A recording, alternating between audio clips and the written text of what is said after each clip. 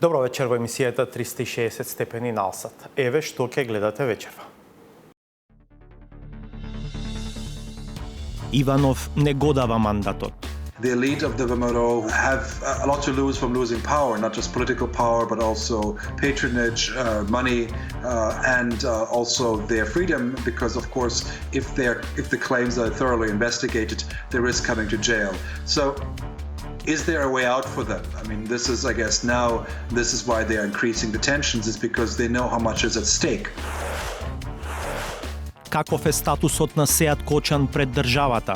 Тој е слободен човек на службен пат, како што вели адвокатот Додевски, или е лице осомничено за криминал од 17 милиони евра во бегство? Тој е човек за кој е донесено решение за определување притвор, има наредба за негово приведување и сместување во претвореничкото одделение во затворот Скопје. Значи е се само не е слободен човек. Мој личен избор сега за сега на прво место е Германија, затоа и започнав пред 2-3 години некаде да го изучувам германскиот јазик. Одливот на доктори и медицински сестри во странство незапирливо продолжува. Сме принудени да затвараме и редуцираме одредени сали и да затвараме и да одложуваме одреден број на оперативни интервенции, заради тоа што немаме доволен број во конкретни случаи инструментарки. Ке има ли кој да не лекува во Македонија? Вирусите и бактериите ги носиме и споделуваме со секој контакт. Numări mari и бактерии, вирусове. Трансферот премес монтемеви дурвето па пастра. За примерокот подготвивме повеќе предмети кои што редовно се употребуваат во секоја куќа и канцеларија. Генерално зголемено присуство на бактерии имаше на површините кои што не беа исчистени претходно. Во завршницата ќе објавиме и саботажа. Ве поканувам да не гледате, содржините се по паузата.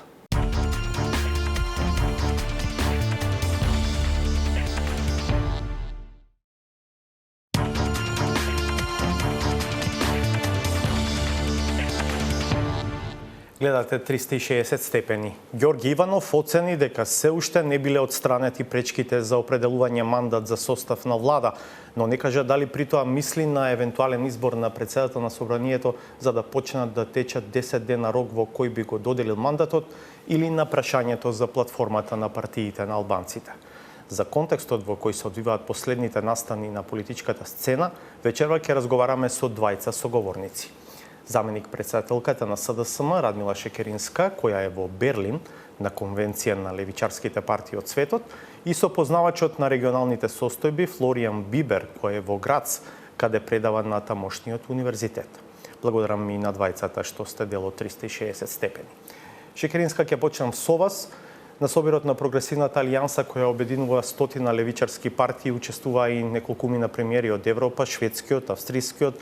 Таму беше и кандидатот на германските социјалдемократи за канцелар Мартин Шулц, кој според анкетите е во тесна трка со Ангела Меркел. Се зборуваше ли во Берлин за актуелната состојба во Македонија?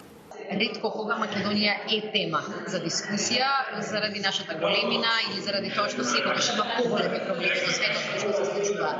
Меѓутоа, во рамки на вчерашната дискусија околу прашањата на демократија, околу прашањето на стабилност и сигурност, реакција и иницијатива дојде и од страна на неколкумина пратеници од Европскиот парламент и неколку партии лево ориентирани во Европа, да се дискутира и за Република Македонија. Пораката која што беше испратена од сите е дека нема да ја остават Македонија сама и дека ќе инсистираат, ќе продолжат да ги испраќаат истите пораки, дека демократијата мора да функционира според правила кои што се вообичаени и кои што се дефинирани во Уставот на Република Македонија. Затоа и од страна на неколку европски представници на Европскиот парламент, меѓутоа и неколку навистина високо позиционирани политичари, вклучително и еден премиер, пораката беше иста. Се очекува во Македонија да профункционира македонскиот устав. Се очекува од Иванов да го почитува тоа што нашите уставотворци го ставиле како член во уставот. Да го додели мандатот на мнозинството кое што беше декларирано и да може кризата во Македонија да се решава чекор по чекор. Ние изразивме нашата желба и интерес Република Македонија сама да покаже дека може да ја реши домашната криза, онака како што покажавме во декември, дека како граѓани сме одлучиле дека промени се единственото решение за Македонија. Сега, навистина, топката е во рацете на оние кои што добиле доверба од страна на македонските граѓани и очекуваме Иванов час поскоро да стави точка на ваквото неодговорно и неуставно однесување и да понуди шанса на Македонија да ја реши кризата.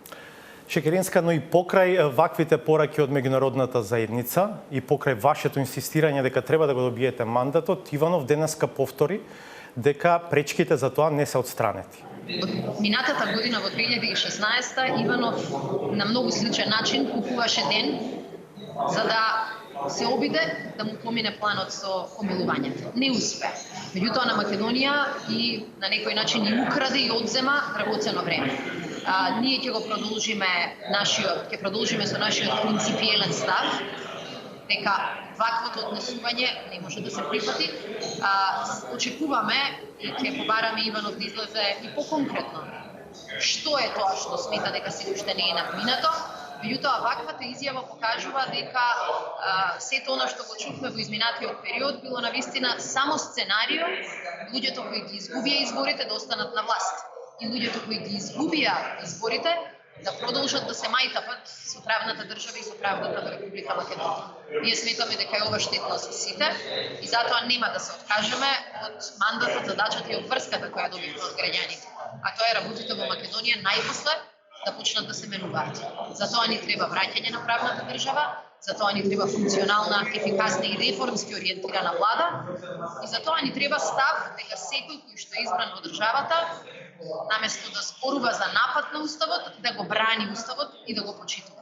Иванов долго време дискутираше дека не го дава мандатот заради тоа што Уставот бил загрозен. Меѓутоа, во овој момент тој е оној кој што активно го крши еден од основните постулати на Уставот на Република Македонија.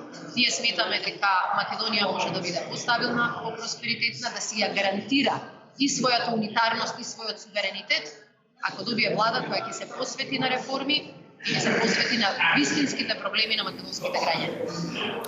Благодарам, Шекеринска. Од Берлин одиме во Грац, каде не чека професорот Флоријан Бибер, кој е специјалист за политичките односи на Балканот. Господин Бибер, и покрај јасните пораки од ДЕУ и САД, Иванов засега одбива да го додели мандатот на Заев. Имаат ли Брисел и Вашингтон други инструменти на располагање за да влијаат на состојбите?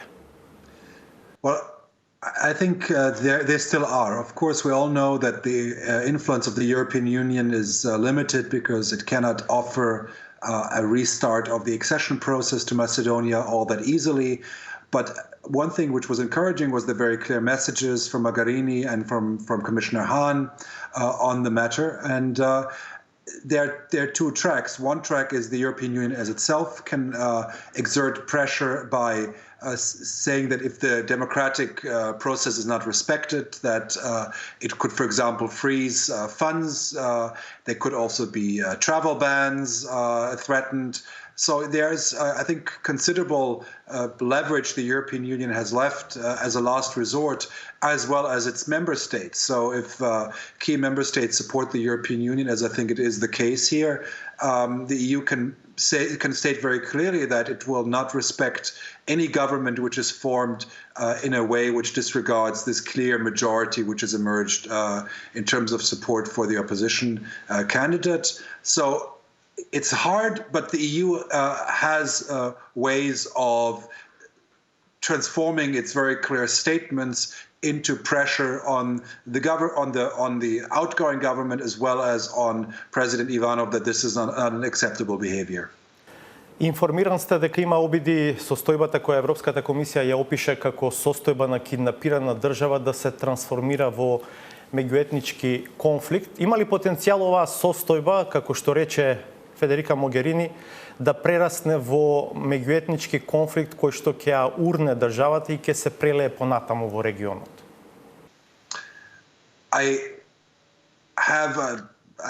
It's of course impossible to say. I mean, it's very clear that the VMRO, the ruling party, is trying to transform this indeed into an ethnic conflict, trying to raise tensions, to put itself in a position where it becomes inevitable to stay in power. This is very clear what is going on. Now, let me remind everybody that, of course, this failed in the Kumanovo incidents nearly 2 years ago, where those incidents were an effort to, again, distract attention from the political crisis, and it failed.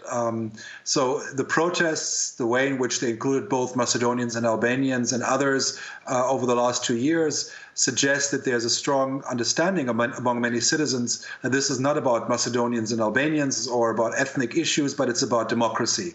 Now, of course, you can play the ethnic card, and the government and the media have been doing it intensively. And if you do that, it becomes dangerous. And of course, it doesn't preclude the risk of confrontation and escalation. And I think this is why the European Union has gotten more interested and more concerned, is that this risk is, of course, something the European Union wants to avoid at any cost. I mean, it's an irony, of course, that it seems that the incumbent government cares less about inter-ethnic relations than the European Union in Macedonia.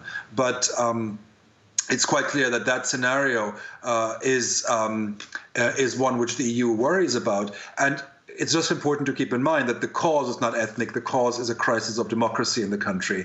And I think observers, analysts communicate this, and I think EU officials also understand that this is not an ethnic conflict.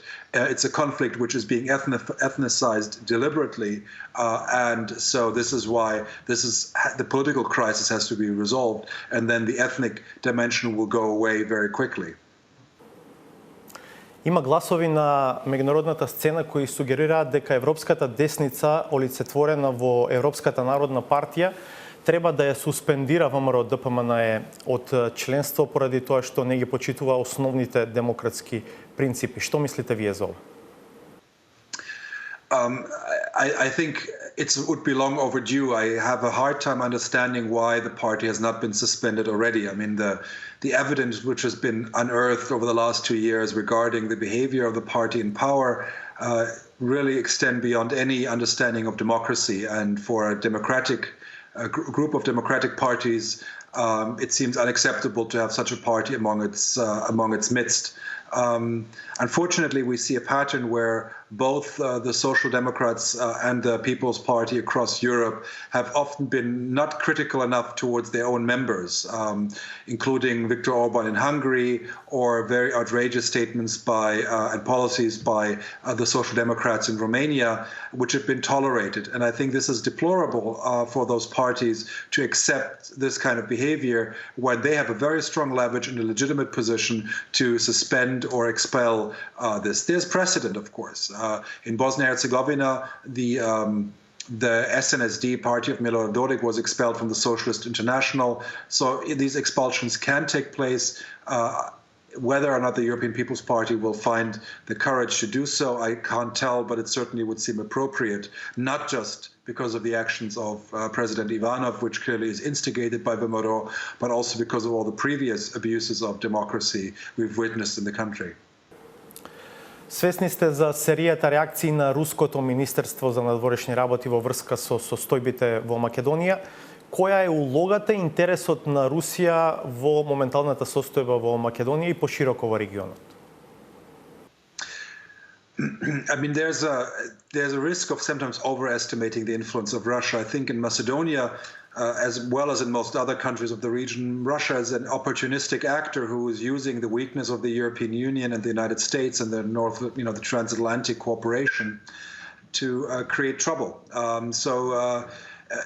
Until the Kumanovo crisis 2 years ago, Russia had taken very little interest in Macedonia.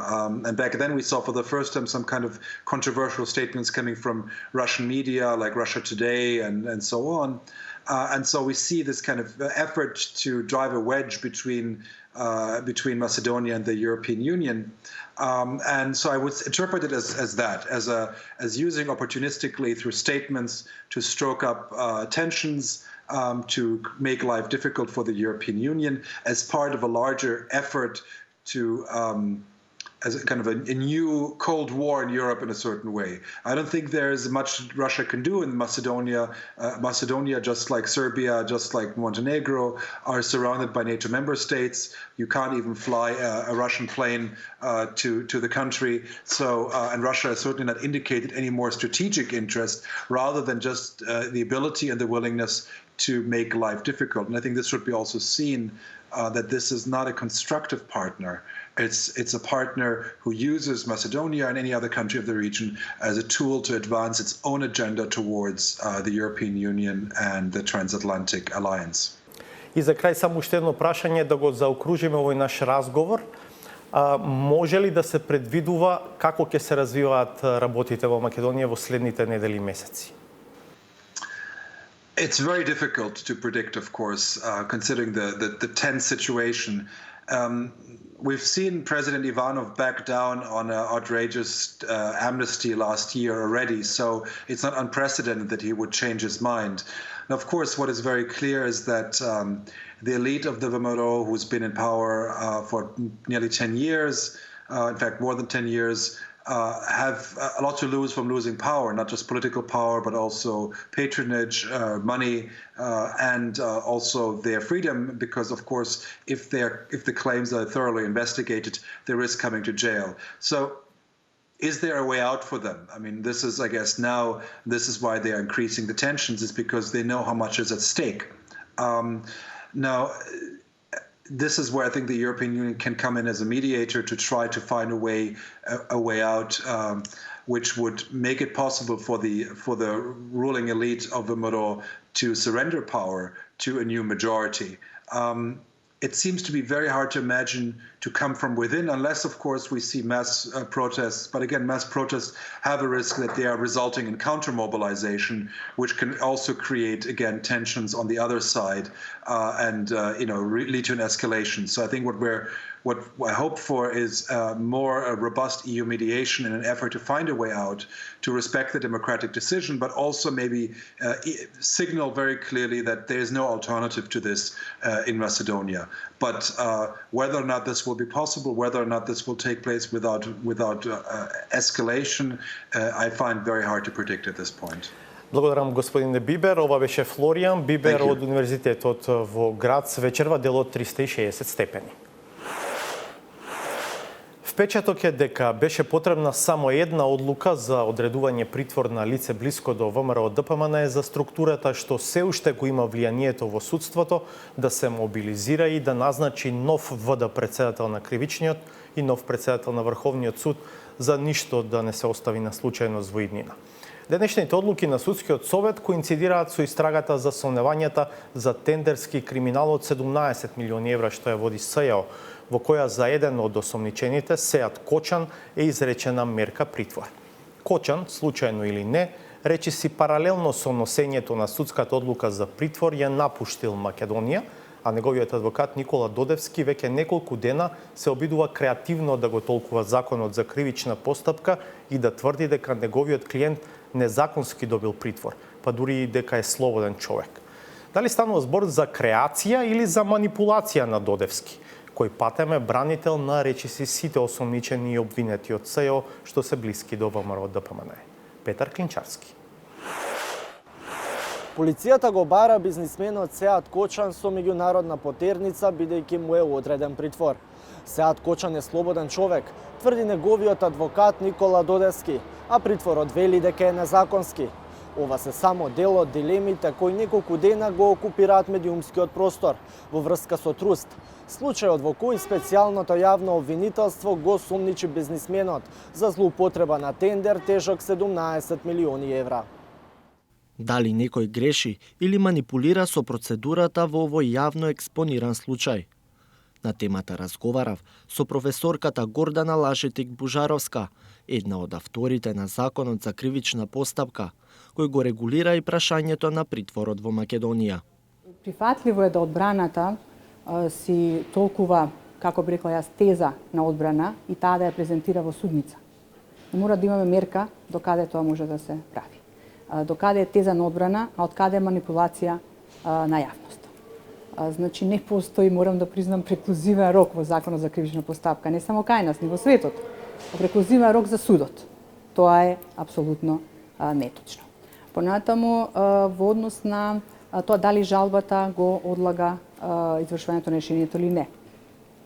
Тоа е исто така аксиома дека жалбата не го одлага извршувањето на решението, бидејќи ако е така не би имал еден човек што ќе се наоѓа во притвор. Знаете, никој не би останал дома да чека да биде однесен во притвореничкото оделение. Така што решението е извршно, а тече постапката по жалба. Што представува сега за државата Сеат Кочан? Човек кој што е осомничен во бегство или човек кој што се наоѓа на службено патување? Значи, тој е човек за кој е донесено решение за определување притвор, има наредба за негово приведување и сместување во притвореничкото оделение во затворот Скопје. Значи, е се само не е слободен човек. Негов избор е дека во овој момент не е едноставно достапен на органите на прогонот. Дури ако сакате поголем доказ за тоа дека навистина постоела опасност од бегство, не мала, како што вели судијата на претходна постапка, е ситуацијава што ја имаме недостапноста на осомничење за органите на прогон. За Бужаровска, правна небулоза е дека решението за притвор не произведува правно дејство. Кога е во прашање притвор за лице од јавниот живот, не е прв пат случајот да доминира на малите екрани весниците или пак на порталите. Еден од нив има неколку заеднички елементи со актуелниот случај на Сеат Кочан. Во 2013 година судот определи притвор за председателот на Советот на општина Центар Мирослав Шиповиќ. Во моментот на изрекување на мерката, тој беше надвор од државата во посета на семејството во САД. Формално и на Сеат Кочан, притворот му е изречен во момент кога е надвор од државата. Со таа разлика што бизнисменот знаел за неговиот случај дека се решава по жалба. За тоа што се случи пред 4 години, разговарав со Мирослав Шиповиќ, како постапија институциите во неговиот случај и како тој се врати во Македонија. Значи, во моментот кога разбрав дека ме бараат, јас веднаш се јавив, мислам дека Телма беше прва тогаш, се јавив и кажам, јас ќе ја сменам картата. Штом ја сменив картата, се јавив исто по медиумите и кажав, јас се враќам на тој датум, со тој лет, во толку и толку часот, во 12 часот, отприлика, мислам се сеќавам беше, ќе бидам во Скопје. И тука сум, немам никаков проблем. Значи, јас точно најавив кога и како ќе се вратам во Македонија.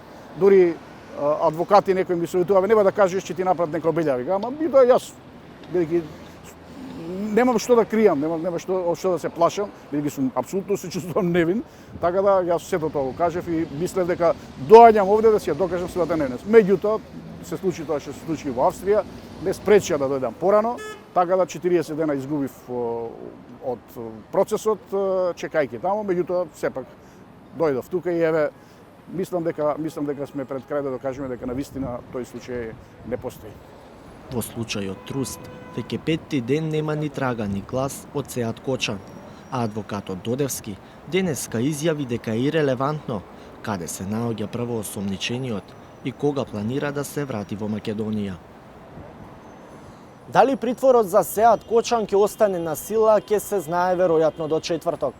Жалбата на Никола Додевски денеска е доставена до СЈО, а институцијата има 24 часа да се запознае и евентуално да одговори на неа.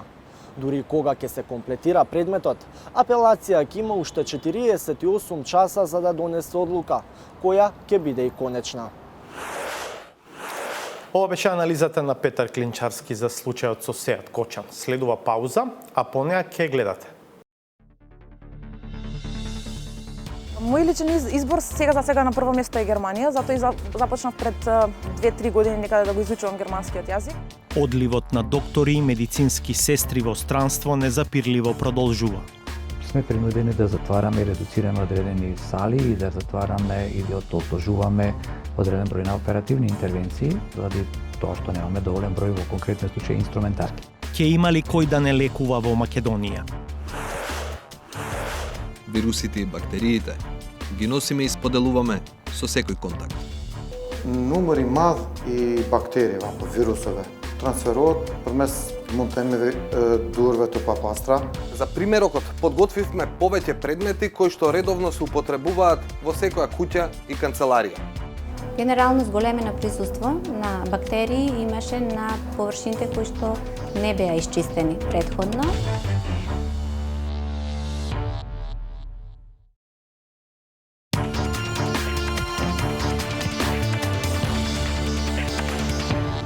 Се враќаме со емисијата 360 степени. Одливот на доктори и на друг медицински персонал од Македонија во странство е тренд што само се засилува. Студенти на медицина паралелно учат германски јазик за веднаш по дипломирањето да заминат на печалба. Овој феномен станува општествено се порелевантен, затоа што почнува сериозно да се одразува на редовноста и на квалитетот на нашето јавно здравство. Може ли да се случи да нема кој да не лекува? Никола Здравковиќ.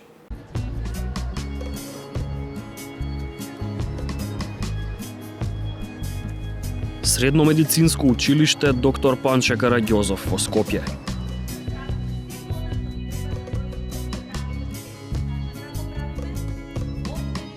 Секој септември стотици ученици седнуваат во неговите клупи, сонувајќи еден ден да станат лекари.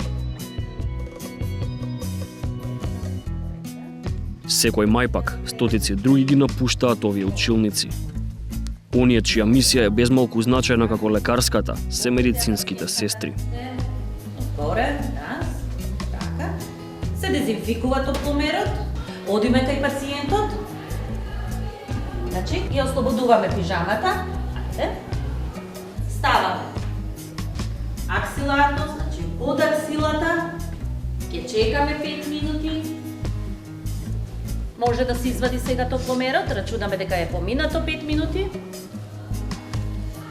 И во висина на нашите очи, по случајот нејзината температура е 37 со 2. Сепак, од година в година, се помалку од нив одлучуваат професионално да се реализираат во Македонија. Велат, медицинскиот денар се помалку ја полни домашната каса. Принудени се пристојната живеачка да си ја побараат далеку од дома. Најчеста дестинација – Германија.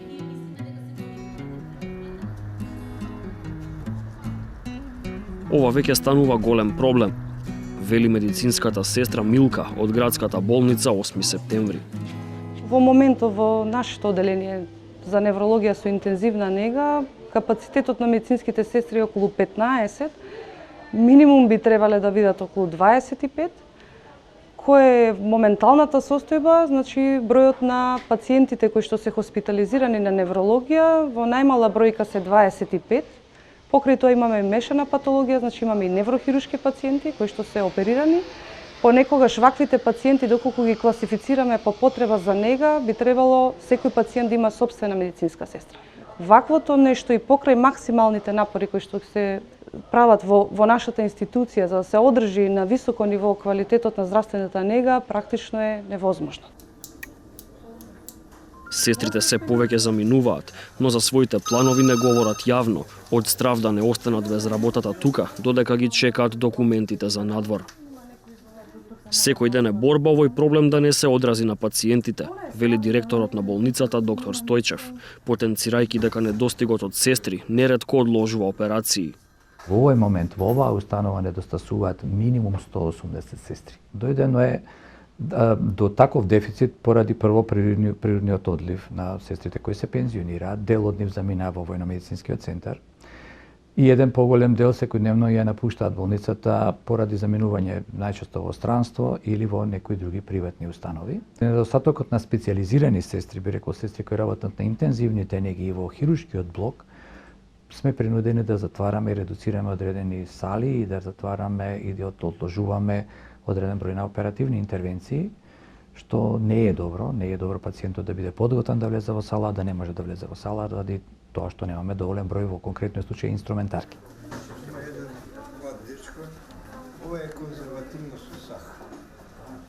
Се обиделе проблемот да го решат со објавување конкурс за медицински сестри, но бирократијата само им ја оттежнала работата.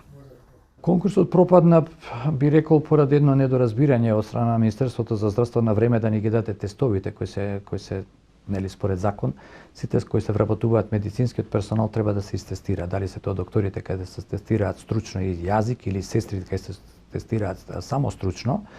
Ние аплициравме на 17 ноември за да го добиеме тестовите, тестовите ги добивме на 23 декември. Се истестира, се направи една селекција, но финанската согласност истече на 31.12. Значи имавме само 6-7 дена за да завршиме и тоа беше хипотетски, дури ни хипотетски неостварливо. Стојчев вели, не е тајна дека Германија е крајната дестинација за нашите медицински сестри, но и на младите медицинари воопшто. Кога би рекле дека нашите сестри заработуваат не повеќе од 300 до 350 евра, со средно образование не повеќе од 400 евра тиеше со високо образование, веројатно мотивацијата е јасна дека според мој сознание тамо медицинска сестра во самиот старт има негде над 1200-1500 евра. Елена Димитриева ги привршува студиите по медицина.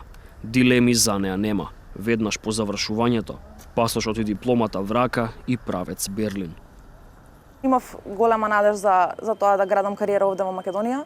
Меѓутоа, како што поминуваше времето и денес како што гледам каква е ситуацијата во државата, искрено не можам баш да видам многу иднината во Македонија, не можам да видам некоја си перспектива овде за било кој млад човек, не само за медицинарите. Мој личен избор сега на прво место е Германија, затоа и започнав пред 2-3 години некаде да го изучувам германскиот јазик. Затоа што од лични контакти со луѓе кои што веќе заминале таму доктори, сватев дека условията за работа се таму далеку подобри и не зборувам само за висината на платата. Тоа и како има влијание, нели, финансиската стимулација за лекарот, меѓутоа целиот квалитет на живот и целата работна средина таму е далеку подобра од овде. Распоредот на авионските летови кои водат кон Германија одамна ги разгледува и Владимир Софрониевски. Сака да специјализира надвор, а документите почнал да ги подготвува уште за време на студиите. На специјализацијата во Германија, за разлика од тука, започнуваш веднаш со работа и си веднаш пратен, значи како доктор или асистент арц, а додека па тука специјализацијата може да биде државна или приватна. Во двата случаи мислам дека земаш некоја минимална плата. Државно знаеме дека веќе е многу тешко да се влезе, а додека па приватно ќе работиш многу повеќе. Но финансите не се секогаш главниот мотив за младите медицинари да заминат од Македонија. Калтрин Сулејмани скоро 3,5 години стажира во Германија. Тоа што најмногу што јас сакав беше тоа, значи да стекнам знаење. Кога слушам дека во Германија веќе барат, значи лекари на кои што се им овозможува специализација, а ги знаеме, значи Германија веќе е значи една од најразвиените земји во Европа и во светот, така што и во областа на медицината посебно, така што одлучив, викам, млад сум, ќе пробам стеката во Германија, значи тоа што ќе го учам таму, па можда некој ден во мојата земја да ја применувам. Германија пред 4 години почна да ги отвора вратите за младите медицинари, но и за друг образовен кадар. Затоа, високо образованите од Македонија наместо во Агенцијата за вработување, се почесто се пријавуваат во центрите за странски јазици. Децата почнуваат да го изучуваат јазикот уште од мали нозе, значи се почнува секогаш со англискиот јазик, меѓутоа и возрастните, значи сите оние кои што би ги нарекла студенти или луѓе кои што се во работен однос, изучуваат повеќе светски јазици од аспект на тоа што имаат потреба да се иселат во државата поради економските причини во нашата држава. И бидејќи одливот на способни кадри станува речиси наше секојдневие, тешко е да се одреди точната бројка на млади медицинари кои си заминаа од Македонија. Health Grouper е организација која што помеѓу останатото се занимава и со истражување на миграциите на медицинските лица. Според нивните податоци, изминативе 5 години Македонија напуштиле над 600 лица кои што спаѓаат во млад медицински персонал, односно лекари и медицински сестри. Според нивните податоци, 90% од оние кои што веќе заминале не планираат да се вратат, а 70% од тие кои што си сега тука планираат да ја напуштат државата.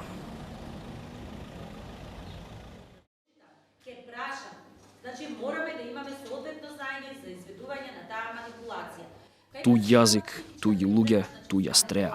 Зошто и покрај стравото туѓина, се почести се патиштата кои водат кон Берлин, Келн, Минхен. Колку што те плаши помислата што ќе направиш ако отидеш таму и што те чека таму, многу повеќе те плаши помислата што ако останам овде, затоа што овде навистина не се гледа баш светло на крајот од тунелот.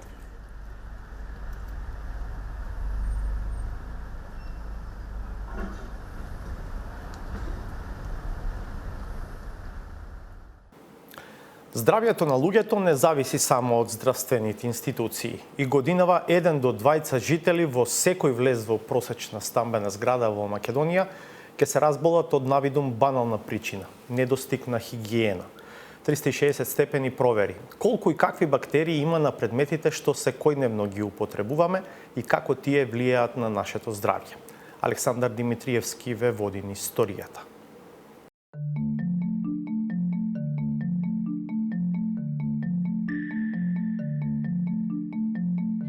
Градот е само едно од средините каде човекот е одомакинет за живот.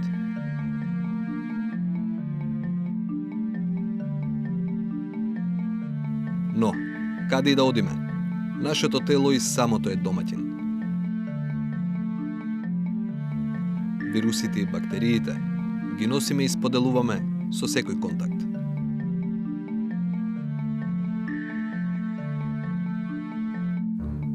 Некои се добри, но лошите можат да бидат опасни по здравјето. Најчеста последица се цревните зарази.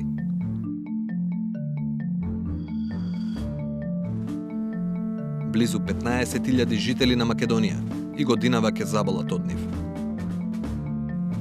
Најчесто затоа што некој не си ги измил рацете, садовите или храната. За решение на овој проблем, докторите од секогаш имале многу едноставен совет – хигиена. Па сепак, во 2015 година се заразиле повеќе лица отколку пред 10 години. Тоа ни беше и мотивот да дзирнеме во светот на бактериите и тоа на местата кои што најчесто ни се прирака. Каде има најмногу бактерии? Законите не дозволија да тестираме предмети кои не се наши. Па изборот се стесни на нашата канцеларија. За примерокот подготвивме повеќе предмети кои што редовно се употребуваат во секоја куќа и канцеларија. Но, например, зедовме 2 тастатури, од кои што едната решивме пред да се земе примерокот, да исчистиме со средство кое што секој од нас го користи дома.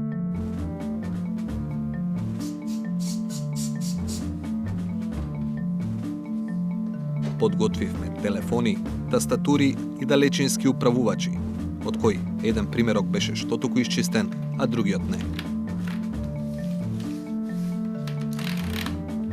Листата заокруживме со банкнота, работна површина од биро, чаша измиена со сунгер и сјај и квака од влезната врата.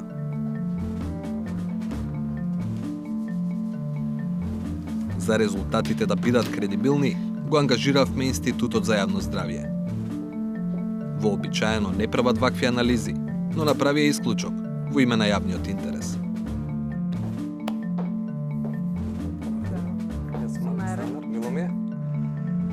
Ние се подготвуваме веќе полека. Пред малку исчистивме дел од предметите со неко општо средство за хигиена. Дали тоа ќе прави проблем на резултатите или? Ќе видиме колку е ефикасно. Има некоја специфика при земањето на брисеви? Да.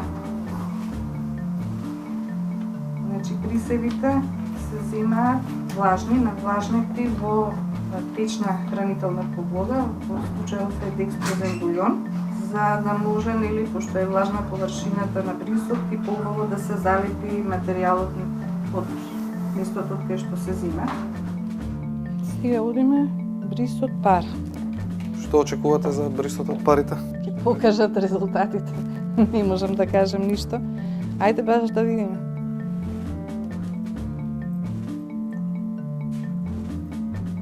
Досегашните вакви слични тестирања што ви покажуваат кои предмети се вообичаено највалкани? Оние што се во општа употреба. Па не знам да ви кажам, ние кај нас најчесто работиме, нели, земаме брисеви од болнички средини, каде што очекуваме да биде хигиената на повисоко завидно ниво, нели, и не очекуваме да најдеме бактерии. Има некој временско ограничување во кое што треба да да се анализираат податоците? Колку е можно побрзо да се достават во лабораторија и да се обработат, толку е подобро, затоа што секој одолговлечување доведува до сушење на брисевите и тогаш не можеме да бидеме сигурни во точноста на резултатите. Најкасно за 2 часа најдоцна зборува.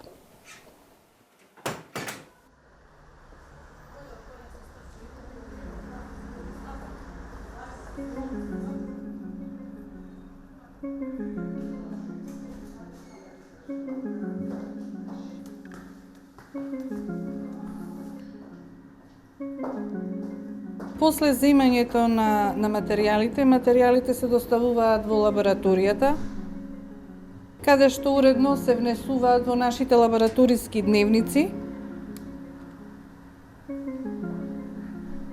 и добиваат наш лабораториски број и после тоа се пристапува кон припремање на подлогите на кои што треба да се насадат брисевите.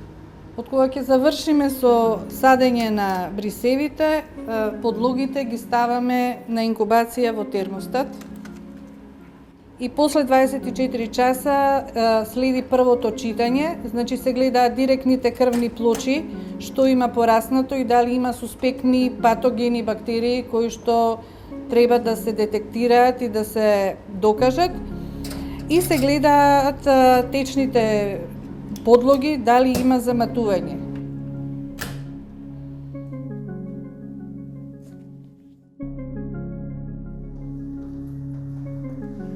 Читањето на резултатите по 24 часа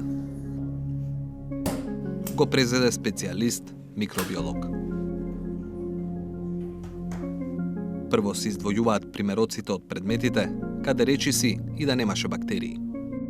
Чистен телефон, користен телефон, чистен далечински управувач, бриз од квака на влезна врата и бриз од чиста чаша. Тие беа нема ниту пораст на крвната плоча, ниту беа заматени гликозните бујони. Дел од предметите покажаа можно присуство на лоши бактерии. 3 примероци од вчерашните засадени најдовме евентуално пораст на некои евентуално патогени бактерии, кои што тоа допрва треба да се докажува дополнително. Тоа се бриз од тастатура користена, бриз од користен далечински управувач и бриз од пара. Останатите одат на реинкубација, значи повторно инкубирање и утре повторно ќе ги разгледуваме. Никогаш не може само со гледање на колониите да се каже дали е патогена или не. Веднаш од прво гледање мора да се направат дополнителни испитувања и реакции.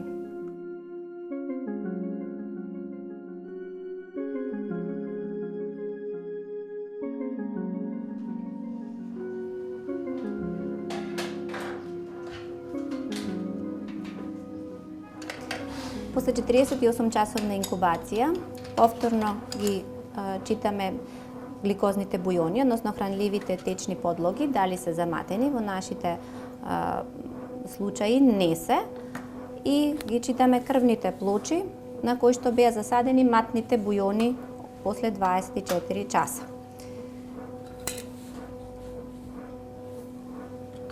Генерално зголемено присуство на бактерии имаше на површините кои што не беа исчистени претходно, а намален број или воопшто немаше бактерии на исчистените. Најмногу бактерии, бактериски колонии порасна од примероците банкнота,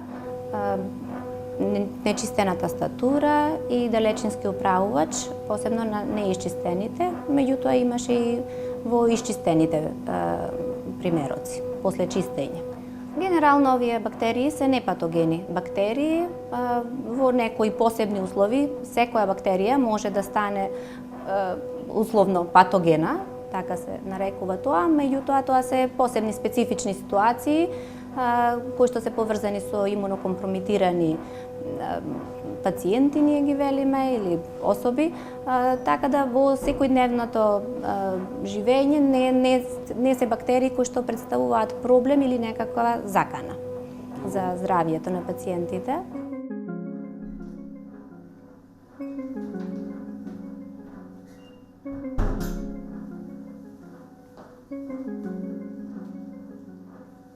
Се на се, најмногу и најразновидни бактерии се населиле на површини кои ги допираат повеќе луѓе, а кои не беа исчистени непосредно пред да се земе примерок. За среќа, ниту една бактерија не беше опасна за здрав човек. Në mënyrë gjenerale, secila sëmundje ka mënyrën e vetë të përhapjes, si përhapet prej pacientit në pacient, apo prej njeriut në individ tjetër. Numëri madh i bakterieve apo viruseve, po dhe parazitove sidomos, transferohet përmes mund të themi durve të papastra, përmes objekteve të cilët shërbejnë si transfer, përmes ajrit të ndotur. На површините кои што ги тестиравте кај нас, најдовте бактерии. За среќа не беа патогени. Но дали тоа значи дека на истите површини може да има и бактерии од кои што човекот може да заболи? Është e vërtetë se njeriu jeton në një botë ku është i rrethuar nga mikroorganizmat. Një numër i vogël nga ato janë patogjene. Nëse numri më i madh i atyre është jo patogjene, mund të themi janë si florë normale, të cilët jetojnë pra në sipërfaqen e njeriut, edhe në vendet të ashtu quajtura si primare jo sterile. Organizmi kompetent, pra një organizëm i cili është imunokompetent, është në gjendje të lufton edhe me numër të madh të bakterieve patogjene dhe të eliminon. Qoftë edhe ato nëse deportojnë ndonjëherë nga barierat, mbrojtëse të organizmit. Gjithmonë problemi është te personat të cilët kanë imunitet të dobësuar, qofshin ato themi fëmijët e vegjël, qofshin moshat e shtyra, qofshin pacientët kronik, të cilët në vetë bartin pra sëmundje, siç është për shembull diabeti apo sëmundje tjera, të cilët të zvoglojnë imunitetin.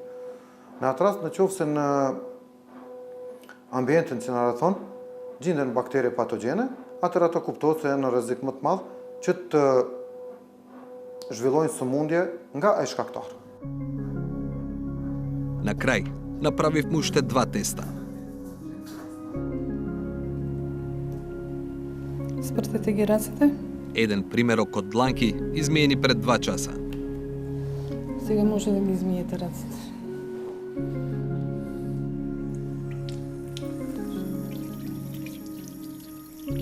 Втор примерок. Веднаш по вообичаено миење од 30 на секунди.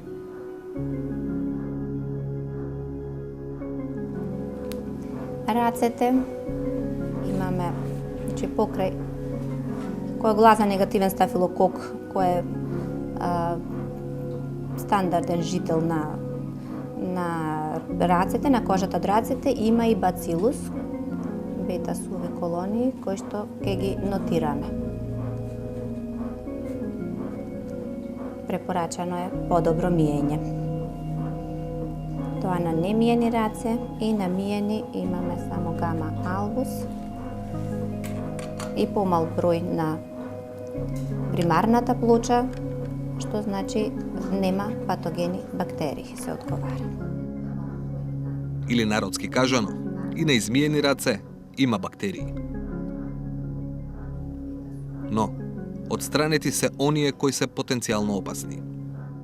Përfundimisht kisha pas dëshirë që të kuptohet nga ky emision të merren them këto praktikat pozitive të larjes së duarve paraprakisht. Sidomos te fëmijët, sepse numri më i madh përmendëm i infeksioneve dhe infestacioneve me parazit ndodh pikërisht te fëmijët me disa sëmundje karakteristike. Ndërsa për anviset dhe anvistrit të kenë shumë kujdes me ushqimin. Më thonë, larja ushqimit të freskët, pra pemëve, salatave, dhe ushqimi i cili ka qëndruar disa ditë mos të përdoret për konzum, se mund më tepër të bëjë dëm, sesa të përdoret si ushqim. Prandaj, shkaqet kryesore të paraqitjes së atyre smundjeve janë pra ushqimi, mënyrat jo mund të them praktikat jo higjienale të përpunimit dhe të ruajtjes dhe të konsumit të ushqimit. Kur them edhe të përgatitjes, ka disa shkaktarë të sëmundjeve të cilët kërkojnë përpunim termik në temperaturë të caktuar dhe në kohëzgjatje të caktuar. Pastaj disa shkaktarë, konkretisht parazitët, ato krijojnë, ato transferohen përmes vezëve të tyre, të cilët janë shumë rezistente ndaj kushteve të jashtme dhe kur vinë në kontakt me duart e palara, atëherë rrethi mbyllet me hyrjen e tyre në gojë dhe në sistemin digestiv, ata zhvillohen domethënë parazit të rritur dhe fillon infestimi apo paraqitja e simptomeve nga ata parazitë. Вирусите и бактериите се насекаде. Околу човекот и на човекот. Ниту постои начин, ниту е пожелно да ги отстраниме сите. Некои бактерии се добри, но лошите и годинава ке разболат десетици илјади во Македонија. Полни амбуланти и испразнети паричници се само дел од последиците. А решението се чини толку едноставно. Верувам беше интересно и поучно. Во емисијата стигнавме до саботажата на Сречко Поповски.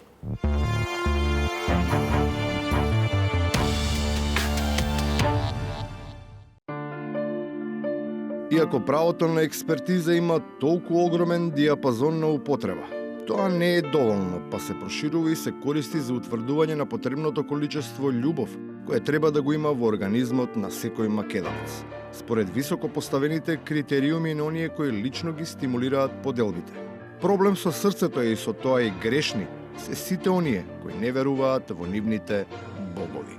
Гледам многу такви индоктринирани луѓе кои се гадат од Македонија, не сакаат да ја почитуваат традицијата, Божик да си го честитаат, луѓе кои што не сакаат да одат во црква, не сакаат да си ги почитуваат празниците. Тоа што значи? Што ви упатува? Дека луѓето не сакаат, не си ги чувствуваат тие работи за свој. Едноставно не ја сакаат својата држава на вистински начин, така како што треба да се сака. Бирото за одредување на квантумот на љубов која треба да и се пружи на Македонија функционира само тогаш кога е во опасност доведено управувањето на единствениот Месија. Практикувањето на родолюбието не е докрај прецизирано, во случај кога ревносно сервилните ќе ги понесела емоцијата во очекување тој да продолжи, па се излетувале со изјави со кои тие имале позитивен приод, делови од платформата. Околу двојазичноста веројатно ќе постои простор за некои, така да кажеме, мали порамнување некаде каде што е нешто испуштено или се смета дека ќе донесе до квалитативно подобрување. Овие ставови кои се диаметрално спротивни од актуелните добиваат своја специфична љубовна тежина кога со нив треба да се одбрани позицијата на лидерот. Апологетите дури и со презентација на конкретни примери покажувале дека за останување на функцијата не би биле проблем прашањата кои сега ги проблематизираат.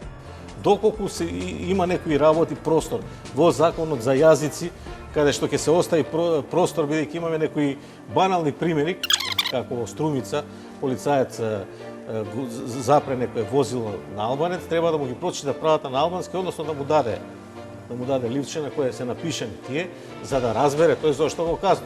Тоа е прифатливо, затоа што тоа не е нешто што го нема некаде или што не може да се изведе. Посебен тон на целата оваа љубовна драма околу Македонија им даваат и сведоштвата на самопрокламираните локални национални вождови, кои по сопствено признание, слично како и сите останати членови на нечија диаспора, за тоа што го бараат и што го работат, со или без платформа, реферираат во своите матични држави. И ние одиме во Белград на координации, на консултации.